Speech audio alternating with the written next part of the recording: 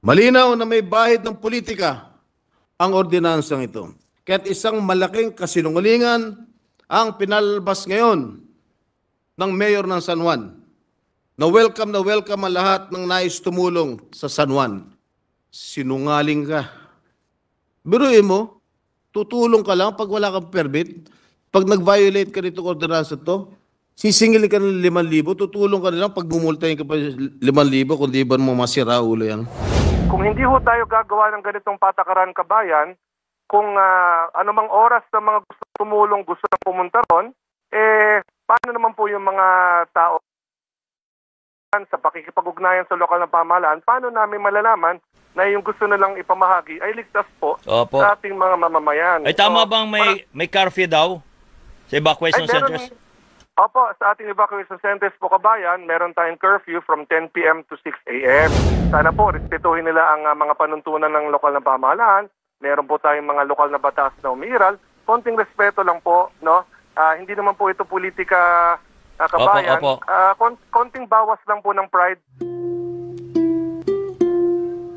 Walang maliit o malaking ambag pagdating sa bayanihan. Lahat mahalaga. Lahat importante, lahat pinapahalagahan.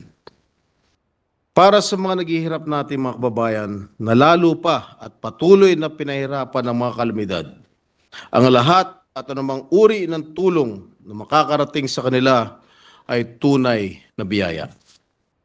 Maliit man o malaki ang pinapamahagi ng mga tumutulong, ito ay nagbibigay pag-asa sa mga kababayan nating nangangailangan. At sa isang demokratikong lipunan, dapat may kalayaan ang sino man na magpaabot ng tulong at donasyon sa kanilang kapwa sa paraang nais nila.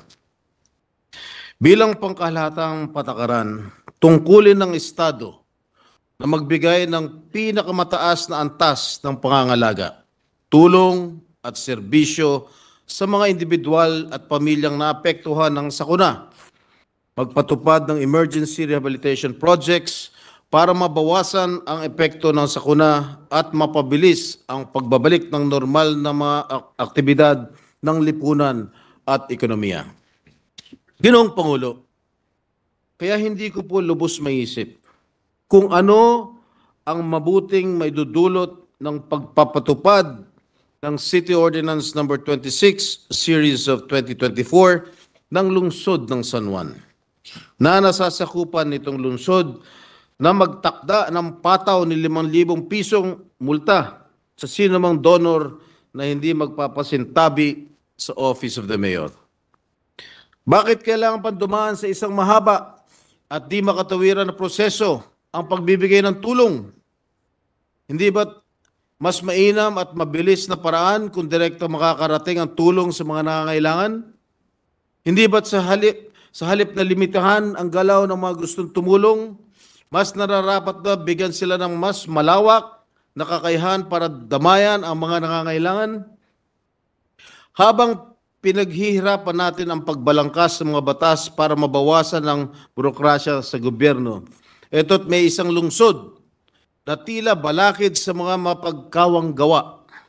Hindi ba kalabisan sa batas ang pagpapataw ng ganitong multa? Dika sa ating mga Pilipino ang diwa ng kabayanihan. Ang mga ganitong panuntunan ay maaari lamang magdulot ng pag-aalinlangan sa mga nais tumulong. Sa halip na hikayatin ang pagbabayanihan, tila pinipigilan pa nito. Malaking halaga ang 5,000 piso, lalo na sa mga ordinaryong mamayan na nagpapaabot ng kaunting tulong.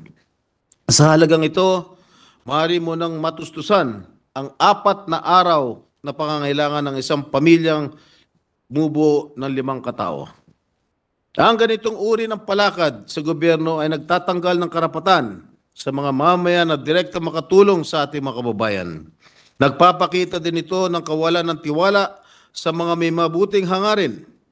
Maski po ako ay napaisip kung may iba pa bang layunin sa likod ng ordinansang ito.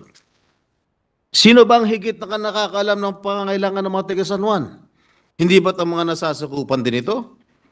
Wala po ako nakikitang magandang may dudulot ito sa mga nais tumulong at maglaan ng kanilang oras at resources, kundi dagdag pasanin ang ganitong uri ng kapakanan. Ginoong Pangulo, minsan din po ako nanilbihan bilang alkalde ng San Juan. Ganun din ang aking kapatid na Senator JV at naging Pangulo ng League of Municipalities of the Philippines. Pero ni minsan ay hindi ko hinarangan o hinadlangan ang anumang tulong para sa aking mga kababayan na nasalanta at nangangailangan. Kahit pa ito ay galing sa mga hindi ko nakakasundo o kaalyado sa politika. Malinaw na may bahid ng politika ang ordinansang ito. At hindi makakaila na inaprubahan ito matapos ang isang video na nag-viral na kinasakutan ng inyong lingkod. Sa insidenteng yun, pinagkaitan ako ng pagkakataon na ipagbigay alam sa mga biktima ng sunog na handa ako na magbigay ng tulong. Hindi ito ang unang pangyayari, kaya't isang malaking kasinungalingan ang pinalabas ngayon ng mayor ng San Juan, na welcome ang lahat ng nais tumulong sa San Juan. Bukod sa napapabalita noon na pagpapakulong sa akin sa kalagitnaan ng pandemya na namimigay po ako ng bangos sa mga tiga San Juan, pinagdamutan din ang inyong lingkod na mamigay ng kaunting tulong sa ating mga kababayan.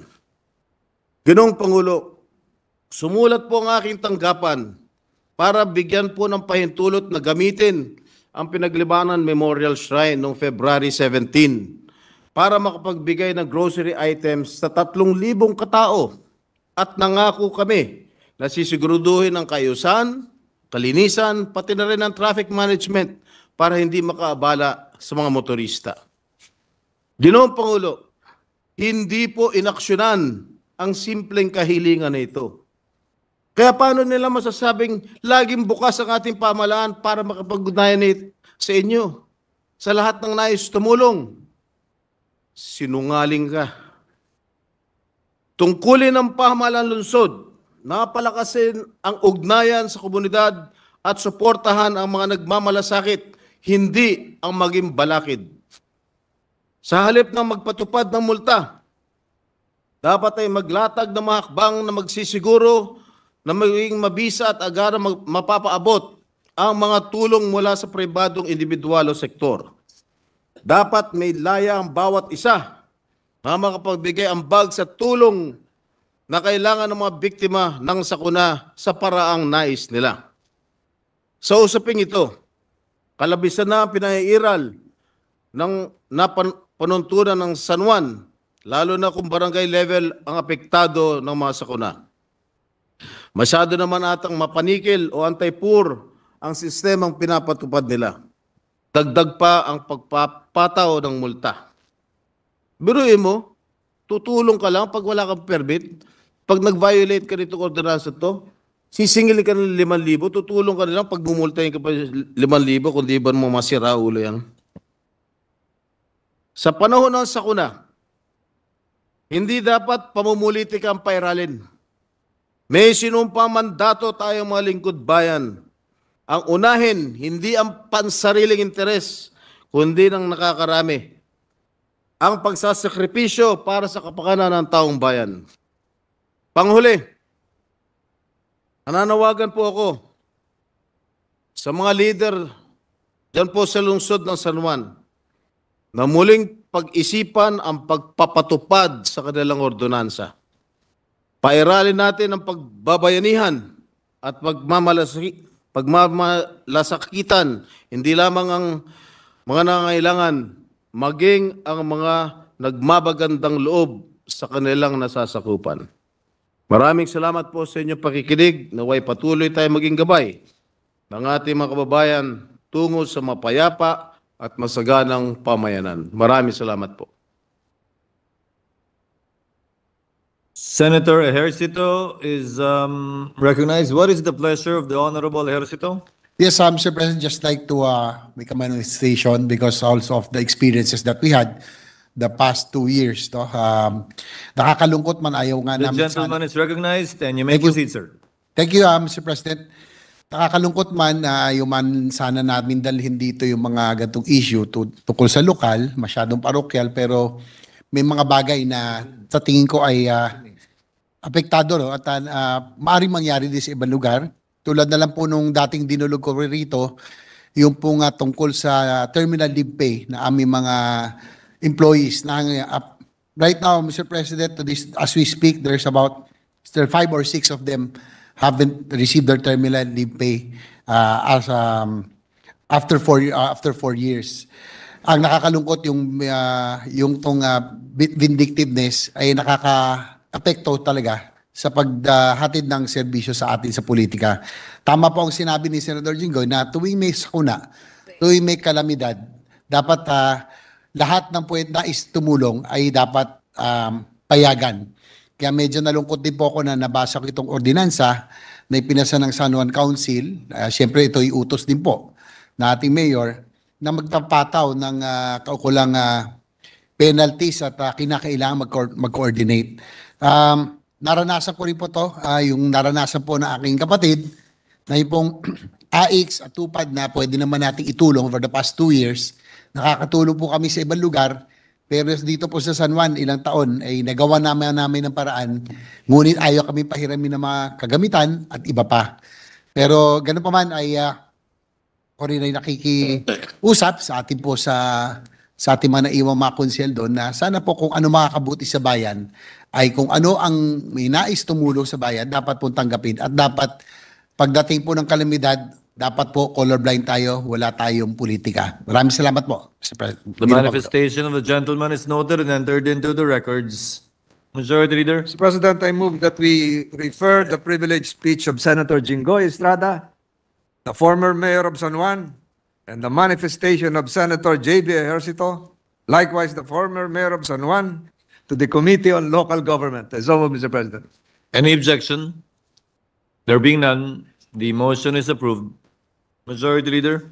Mr. President, I move that we resume consideration of Senate Bill number 2568 under Committee Report number 206